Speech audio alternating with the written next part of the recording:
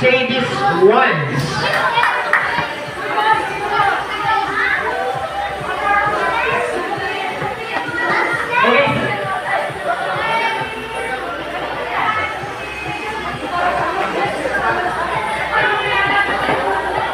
Okay, now listen. Good morning. Okay, nandiyan talaga sila. Alam nila yung good morning. So, explain ko na yung mechanic, no? Kapag nakarinig kayo ng isang pito, ang ibig sabihin nun ay stop. Okay? Mag-i-stop kayo. Ang sumaway doon, kapag may gumalaw sa isang pito na yun, is deduction yung team nyo na 5 points.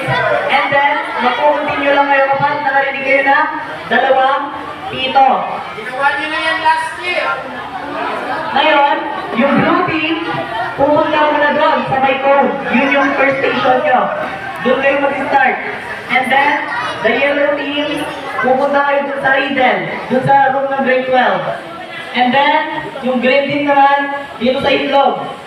And then, red team, doon kayo sa supa. Doon sa may may timba.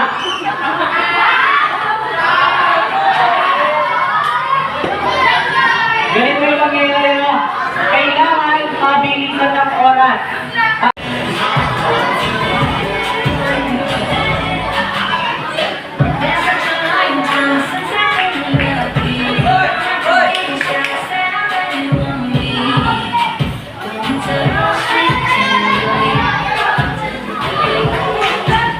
So,